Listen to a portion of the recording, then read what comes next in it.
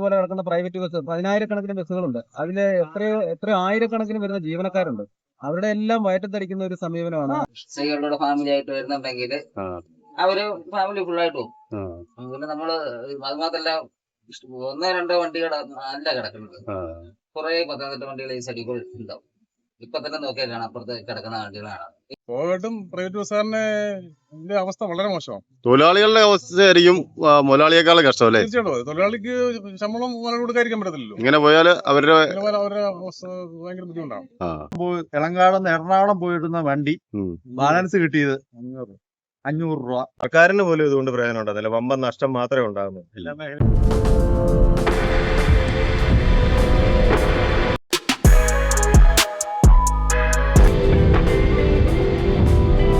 സംസ്ഥാന സർക്കാരിന്റെ പ്രിയദർശിനിയിൽ വലഞ്ഞ് private bus ഓണേഴ്സും തൊഴിലാളികളും നമുക്ക് അതിന്റെ ദുരിതങ്ങൾ അവരെങ്ങനെ അനുഭവിക്കുന്നുവെന്ന് ഒരു ബസ് തൊഴിലാളിയോട് നമുക്ക് ചോദിച്ച് അറിയാം. ഈ പ്രിയദർശിനി സർക്കാർ കൊണ്ടുവന്നത് വളരെ നല്ല കാര്യം തന്നെയാണ്. എന്നാലും അതിനകത്ത് കുറച്ച് മാനദണ്ഡങ്ങൾ ഉണ്ടായിരുന്നെങ്കിൽ അത് സാധാരണക്കാർക്ക് ഉപകാരപ്പെടുന്ന രീതിയിൽ അല്ല ഇപ്പോൾ ചെയ്തിരിക്കുന്നത്. ലക്ഷങ്ങൾ ശമ്പളം മേടിക്കുന്ന സർക്കാർ ഉദ്യോഗസ്ഥർക്കാണ് ഇപ്പോൾ നിലവിൽ അതുകൊണ്ട് ഏറ്റവും കൂടുതൽ പ്രയോജനം കിട്ടിയിരിക്കുന്നത്. അല്ലാതെ സാധാരണക്കാർക്ക് അതുകൊണ്ട് വലിയ പ്രയോജനം ഉണ്ടാകുന്നതായിട്ട് നമുക്ക് തോന്നുന്നില്ല. നമ്മളെ പോലുള്ള ഈ ഗ്രാമപ്രദേശങ്ങളിൽ KSRTC ബസ് സർവീസുകൾ ഒന്നാമത് ഇല്ല. നമ്മുടെ ഈ നാട്ടിലോട്ട് ഇപ്പോൾ എളങ്കാട് ഒരു ബസ് പോലും KSRTCയിൽ ഓടുന്നില്ല. അപ്പൊ അതുപോലെയുള്ള നമ്മുടെ ഗ്രാമപ്രദേശങ്ങളിൽ ആർക്കും ഇതുകൊണ്ട് പ്രയോജനം നിലവിൽ ഇതുവരെ കിട്ടിയിട്ടില്ല. പിന്നെ സർക്കാർ ചെയ്തതിനകത്ത് ഏക ഒരു കുഴപ്പം എന്ന് പറയുന്നത്, ഈ പ്രിയദർശിനി ബസ് സർവീസ് ആരംഭിച്ചപ്പോൾ അതിനകത്ത് ചെറിയ മാനദണ്ഡങ്ങൾ കൊണ്ടുവരേണ്ടതായിരുന്നു. അതായത് ഒരു 60 വയസ്സ് പ്രായത്തിൽ കൂടുതലുള്ളവര്, വിദ്യാർത്ഥികൾ, അങ്ങനെയുള്ളവർക്ക് കൺസെഷൻ കൊടുക്കുമായിരുന്നെങ്കിൽ കുറെ കൂടെ പ്രയോജനകരമായിരിക്കുമെന്നാണ് എനിക്ക് തോന്നുന്നത്. ഇവിടെ നമ്മുടെ ഹോളി ഫാമിലി ബസ്സാണിത്. നമ്മുടെ എരുമേലി മുണ്ടക്കയം ബസ് സർവീസ് നടന്ന ഈ ഹോളി ഫാമിലി ബസ്സിലെ ഡ്രൈവർ ജിജോയുമായിട്ട് നമ്മുടെ ഈ പ്രിയദർശിനി സർവീസ് വന്നുകൊണ്ട് അവർക്ക് എന്തെങ്കിലും വ്യത്യാസം അവരുടെ വരുമാനത്തിൽ ഉണ്ടായിട്ടുണ്ടോ? അവർക്ക് വ്യത്യാസമുണ്ട്. അതായത് 4 ട്രിപ്പ് വണ്ടി എരുമേലിക്കാ പോകുന്നത്. 2 ട്രിപ്പേ കുൽമാവുള്ളൂ. ബാക്കി 4 ട്രിപ്പ് 4 ട്രിപ്പും എല്ലാ പത്തനംതിട്ട ചെയിൻ സർവീസ് കിടക്കും ആണല്ലേ. പിന്നെ സ്ത്രീകളെല്ലാം അതിലേക്ക് പോയി കയറുന്നു. എല്ലാരും അതിലേക്ക് വന്നു. സ്ത്രീകളുടെ ഫാമിലി ആയിട്ട് വരുന്നുണ്ടെങ്കിൽ അവര് ഫാമിലി ഫുള്ളായിട്ട് പോകും. പിന്നെ നമ്മള് അത് മാത്രല്ല, ഒന്നോ രണ്ടോ വണ്ടികൾ അല്ല കിടക്കുന്നത്. കുറെ 17 വണ്ടികൾ ഈ സൈഡിൽ ഉണ്ടാവും. ഇപ്പൊ തന്നെ നോക്കിയാൽ കാണാം, അപ്പുറത്ത് കിടക്കുന്ന വണ്ടികളാണ്. ഇപ്പൊ ഒരെണ്ണം അടുത്തത് വരും. അപ്പൊ തന്നെ 2 വണ്ടി പത്തനംതിട്ടയായി. നിലവിൽ നമ്മുടെ നിലനിൽപ്പിനെ തന്നെ ബാധിക്കുന്നല്ലേ. എങ്ങനെ ഒരു മാറ്റമെങ്കിലും വന്നാലേ നമുക്കൊരു കുറച്ചെങ്കിലും പ്രയോജനം ലഭിക്കുമെന്നാണ് താങ്കളുടെ ഒരു അഭിപ്രായം? എങ്ങനെ നമുക്കിപ്പം 60 വയസ്സിന് മേലുള്ള സ്റ്റുഡൻസിനും ഫ്രീ ആയിട്ട് കൊടുക്കുവാണെങ്കിൽ അവർക്കും സന്തോഷം. പ്രിയദർശി എന്നുള്ള ഇത് ബോധവും ഇല്ല. ഇതായിക്കോളും. ഇതിപ്പം എല്ലാവർക്കും കിട്ടുമ്പോഴത്തേക്ക് നമ്മുടെ വരുമാനത്തെ കാര്യമായി ബാധിക്കുന്നു. അതായത് ഇപ്പം ഒരു ഫാമിലി വന്ന് അതിനകത്ത് ഒരു സ്ത്രീയോ ഉള്ളെങ്കിലും 3 പുരുഷന്മാരാണ്, അവർ അതിലേക്ക് പോയി കയറത്തുള്ളൂ. ഒരാൾക്ക് ഫ്രീ ആണല്ലോ എന്ന്. നമ്മുടെ അത്ര ടിക്കറ്റ് അങ്ങ് പോവാ. അത് 2 വണ്ടി പുറകിലാ വണ്ടി പോകുന്നെങ്കിലും അവർക്കത് മതി. Okay, thank you. Ilankadu Ernakulam service നടത്തുന്ന ഗുരുദേവ് ബസ്സാണ്. ഈ ഗുരുദേവ് ബസ്സിൻ്റെ ഈ പ്രിയദർശിനി ട്രാവൽസ് വന്നതിന് ശേഷം ഗുരുദേവ് ബസ്സുകാർക്ക് എന്തെങ്കിലും ബുദ്ധിമുട്ടുണ്ടോ ഇല്ലെന്ന് നമുക്ക് അവരോട് ചോദിച്ച് മനസ്സിലാക്കാം. പ്രൈവറ്റ് ബസ്സിനെ മൊത്തം ബാധിക്കുവാണ്. പിന്നീടുള്ളത് സാറ് ചെയ്തത്, അതായത് മുഖ്യമന്ത്രി സാറിനോട് പറയാനുള്ളതാണ്. സാറ് ചെയ്തത് നല്ല കാര്യങ്ങളൊക്കെ ഉണ്ട്.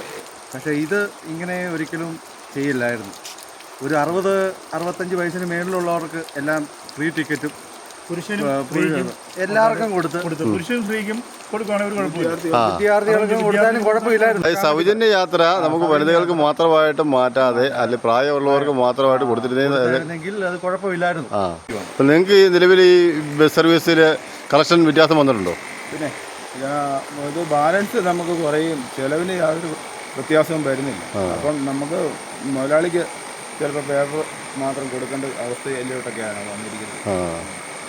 2000 രൂപയുടെ വ്യത്യാസങ്ങൾ നമുക്കിപ്പോൾ നിലവിൽ വന്നുകൊണ്ടിരിക്കും ഓരോ ദിവസം. ഒരു ദിവസം പ്രിയദർശിനി തന്നെ ബസ് സർവീസ് കൊണ്ട് ശരിക്കും പറഞ്ഞാൽ നമ്മുടെ ഈ മലയോര കൂട്ടിക്കൽ പഞ്ചായത്തിനെയൊക്കെ സംബന്ധിച്ച് അതുപോലെയുള്ള മലയോര മേഖലയിലുള്ള സാധാരണക്കാർക്കൊന്നും ഒരു പ്രയോജനമില്ല.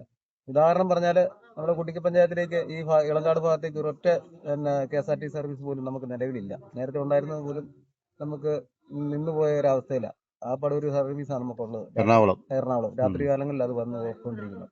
അത് സ്ത്രീകൾക്ക് കൂടുതൽ പ്രയോജനപ്പെടുന്നില്ല ഈ മേഖലയിലേക്ക് വരുമ്പോൾ. അതുപോലെ തന്നെ നമുക്ക് ഈ സൗജന്യ യാത്ര ഇപ്പൊ ഏറ്റവും കൂടുതൽ പ്രയോജനം ചെയ്യുന്നത് ഒരു നല്ല ഒരു തുക ശമ്പളം മാസം മേടിക്കുന്ന ആൾക്കാർ, അതായത് സ്ത്രീകളായിട്ട്, ജോലിക്കാരെ കുറ്റം പറയുന്നതല്ല, അങ്ങനെയുള്ള ആൾക്കാരാണ്. കൃത്യമായിട്ട് ശമ്പളം കൈപ്പറ്റുന്ന മാസം നല്ലൊരു വരുമാനമുള്ള ആൾക്കാർക്കാണ് ഇതിന് കൂടുതൽ പ്രയോജനം. അതായത് ഏറ്റവും സാധാരണക്കാരായിട്ടുള്ള സ്ത്രീകൾ ശരിക്കും പറഞ്ഞാൽ ഇന്നത്തെ കാലത്ത് ചെയ്യുന്ന തൊഴിലെന്ന് പറഞ്ഞാൽ തൊഴിലുറപ്പ് മേഖലയിലാണ് ബന്ധപ്പെട്ട് ജീവിക്കുക. അവരെ സംബന്ധിച്ചിടത്തോളം ഇതൊന്നും ഒരു പ്രയോജനമില്ല. മാസത്തിലോ അല്ലെങ്കിൽ ആഴ്ചയിലോ എങ്ങാനും ഒന്ന് വെളിയിലേക്ക് ബസ്സിൽ സഞ്ചരിക്കേണ്ട സാഹചര്യം അവർക്ക് ഉണ്ടാകുന്നുള്ളൂ. പക്ഷെ സ്ഥിരമായിട്ട് ഇതിന്റെ പ്രയോജനം ഇപ്പോൾ കിട്ടിക്കൊണ്ടിരിക്കുന്ന ഈ പറഞ്ഞ പോലെ മാസശമ്പളക്കാർക്കാണ്. അതൊരു കൃത്യമായിട്ട് ഒരു മാനദണ്ഡം ഇതിനകത്ത് വെക്കണം എന്നുള്ളതാണ് ഒരു പൗരനെന്നുള്ള എന്റെ അഭിപ്രായം. അതോടൊപ്പം ഈ പറഞ്ഞ പോലെ ഇപ്പൊ തന്നെ കണ്ടില്ലേ, ഇതുപോലെ കിടക്കുന്ന പ്രൈവറ്റ് ബസ് 10,000-കണക്കിന് ബസ്സുകളുണ്ട്. അതില് എത്രയോ ആയിരക്കണക്കിന് വരുന്ന ജീവനക്കാരുണ്ട്.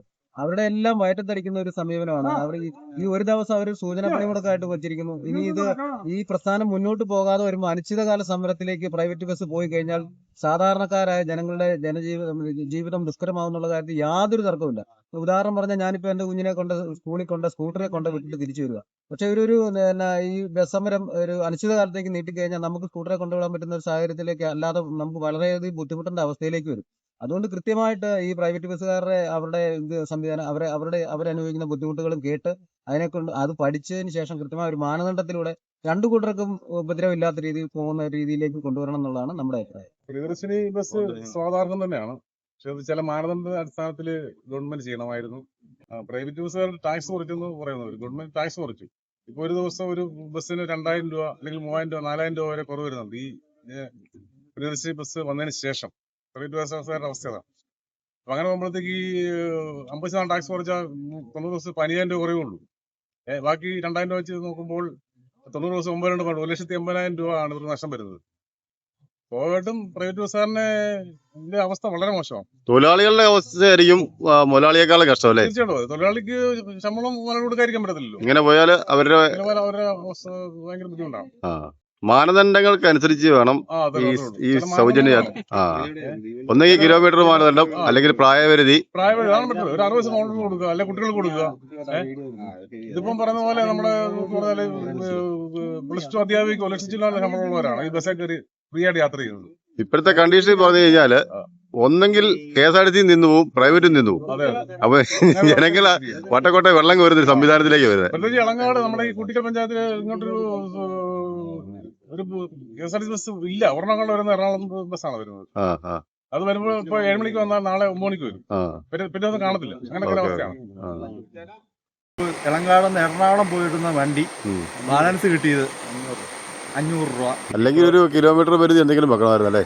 കിലോമീറ്റർ പരിധി വെക്കുവോ, അല്ലെങ്കിൽ ഈ ലക്ഷങ്ങൾ 1.5 ലക്ഷം രൂപ 2 ലക്ഷം രൂപ ശമ്പളം വാങ്ങുന്ന അധ്യാപകരും സർക്കാർ ഉദ്യോഗസ്ഥരുമാണ് ഇപ്പോൾ ഇതിനകത്ത് ഏറ്റവും കൂടുതൽ ലാഭം ഉണ്ടാക്കിക്കൊണ്ട് പോകുന്നത്. ഒരു പ്രയോജനമില്ലാത്ത രീതിയിൽ സർക്കാരിന് പോലും ഇതുകൊണ്ട് പ്രയോജനം ഉണ്ടാകുന്നില്ല. വമ്പൻ നഷ്ടം മാത്രമേ ഉണ്ടാകുന്നുള്ളൂ. എന്തായാലും സ്വകാര്യ ബസ് ഉടമകളുടെയും അതുപോലെ തന്നെ സ്വകാര്യ ബസ്സിലെ ജീവനക്കാരുടെയൊക്കെ പ്രശ്നങ്ങൾക്ക് ഒരു പരിഹാരം ഉണ്ടാകട്ടെ എന്ന് തന്നെ നമുക്ക് ആഗ്രഹിക്കാം. കാരണം ഗതാഗത മന്ത്രി ബഹുമാനപ്പെട്ട CP ജോൺ അവർകൾ ഏതാണ്ട് 45 ദിവസത്തിനുള്ളിൽ തന്നെ സ്വകാര്യ ബസ് ഉടമകളുടെയും അതുപോലെ ജീവനക്കാരുടെയൊക്കെ പ്രശ്നങ്ങൾ പഠിച്ച് റിപ്പോർട്ട് നൽകുവാൻ വേണ്ടി ഒരു സമിതി വെച്ചിട്ടുണ്ട്. എത്രയും പെട്ടെന്ന് ഈ വിഷയത്തിനൊരു പരിഹാരം ഉണ്ടാകുമെന്ന് നമുക്ക് പ്രതീക്ഷിക്കാം.